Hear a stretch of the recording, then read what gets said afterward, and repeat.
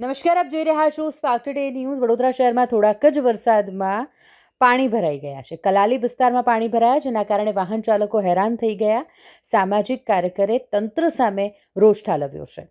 સમગ્ર ગુજરાતમાં વરસાદી માહોલ જામી ચૂક્યો છે। વડોદરા શહેરમાં પણ ગત રાત્રે વરસાદે ધમાકેદાર એન્ટ્રી થઈ ગઈ અને વહેલી સવારે પણ મેઘરાજા મહેરબાન બન્યા, પરંતુ થોડાક જ વરસાદમાં કલાલી વિસ્તારમાં પાણી ભરાઈ ગયા, જેના કારણે વાહન ચાલકો હેરાન થઈ ગયા।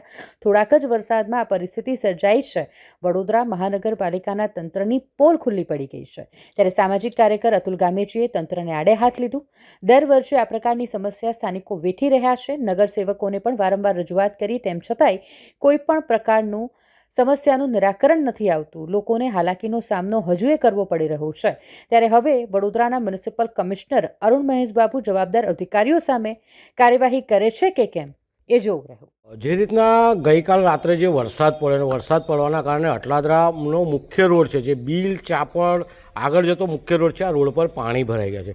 ક્યાંક ને ક્યાંક વડોદરા મહાનગરપાલિકાની પ્રી મોન્સૂન કામગીરી કરવાની, પ્રી મોન્સૂન કામગીરી ગટર, ડ્રેનેજ અને જ્યાં પાણી ભરાતા હોય એવી જગ્યાઓને ચોખ્ખી કરીને પાણી ન ભરાય તેવી વ્યવસ્થા કરવાની છે। હવે આ પાણી ભરાય છે ત્યારે કેટલી ગાડીઓ અહીંયા ફસાઈ જાય છે, કેટલા લોકો સ્લીપ ખાય છે, નીચે ચીકાશ આવી ગઈ છે, લોકોને ચાલવા જવાની તો અહીંયા તકલીફ જ ફૂલ છે। એટલે ક્યાંક ને ક્યાંક વડોદરા મહાનગરપાલિકા જે પ્રી મોન્સૂન કામગીરી કરવી જોઈએ કરી નથી। સાથે સાથે અહીંના રહીશો વારંવાર હેરાન થાય છે, કેટલા વર્ષોથી હેરાન થાય છે। વડોદરા મહાનગરપાલિકા અત્યારે અહીંયા શાસનમાં છે, પરંતુ અટલાદરા, બીલ, ચાપડ જે પણ મુખ્ય રોડ છે એ રોડના પાણી દૂર થતા નથી। અહીંયા ગટરો પણ ઉભરાય છે, જેથી લોકો જો ચાલતા જાય કે પગ નીચે પડી જાય તો પગ સડી જવાનો પણ ભય છે, આરોગ્ય સાથે જીવલેણ ખતરો પણ છે। વડોદરા શહેરમાં જ્યાં જ્યાં વરસાદી પાણી ભરાતા હોય ત્યાં તપાસ કરવામાં, જે તે વોર્ડના અધિકારી હોય, નાકા હોય, એને વાત કરવામાં અને આ પાણી ન ભરાય તેવી વ્યવસ્થા કરે તેવી અમારી માંગ છે।